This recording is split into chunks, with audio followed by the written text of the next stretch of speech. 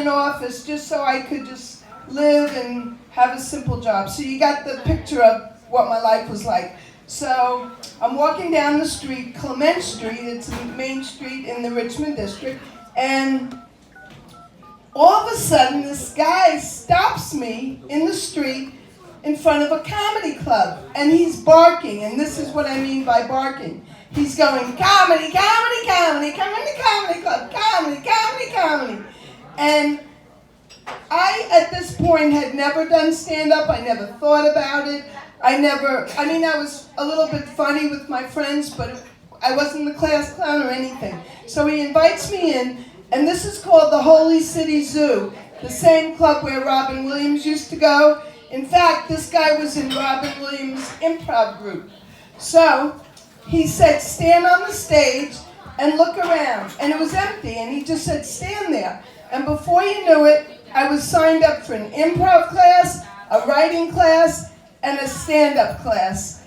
And I loved improv, and I loved stand-up, and I remember my first, after you take a class, they have you at a graduation showcase so that they can make a few bucks and you can have your friends there. And I remember nobody laughed at much except when I just out of my head said to this guy, either do I, but you remind me of my friend Maxine Handelman's father. Did I tell you that? No, something stupid like that. But I do remember saying that. So anyway, I had this guy who was the barker. His name was John Cantu, and he said to me, you could write for any comedian you want.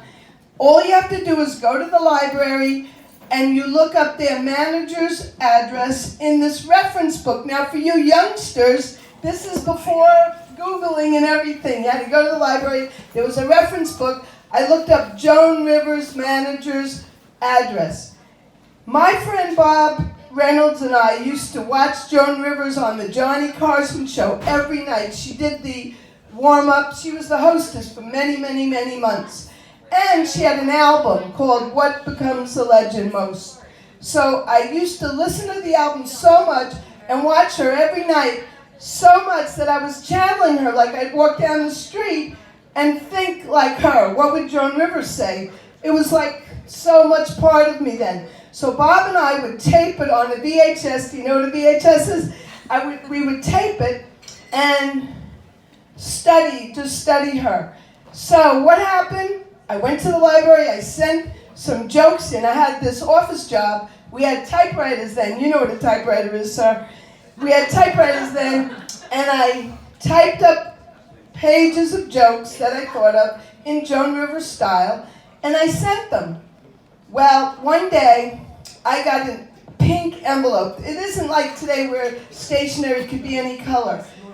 To get a pink envelope was really amazing. And it said Joan Rivers' address and her office address and her name. And in there was $70. She bought, for $10 each, she bought 7 of my jokes. Well, you can imagine I was to the moon and back, as they say. I don't even use that term. I don't know why I said that. I was excited.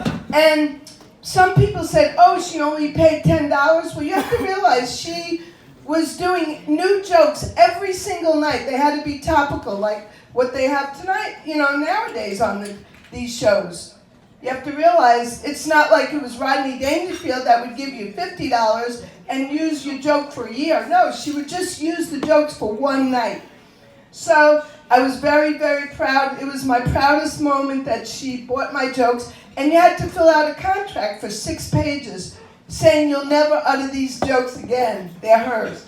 So what happened, I told you Bob and I used to tape the show.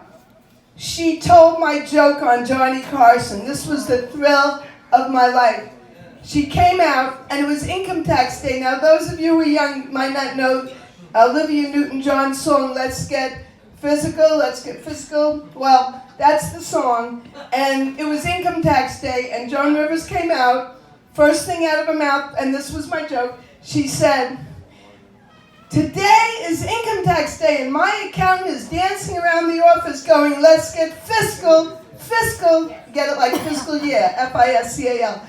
And they didn't laugh, just like you didn't laugh. And then she said it again, let's get fiscal, fiscal. And then she said it 3 times. And then she said it like this, and I have it on tape. I'm very fortunate I still have it on tape. The 3rd time she came out and she said, let's get fiscal, fiscal. And so she said my joke 3 times, and I was very proud of it. And then the other joke she told was, I thought of, was, you know how if they say everyone in LA, every marriage ends in divorce, like 100% of them almost? So my joke was, marriages, I wouldn't say marriages don't last in LA, but I go to the Infidelity Savings Bank or something like that. I have to get the exact joke. So that was the other joke that she told. And then I was lucky enough to go to a book signing in New York right before she died, and she signed my book, and I said, I used to send you jokes, and she said, keep sending them. So thank you for listening to my inspiring story. I hope you liked it.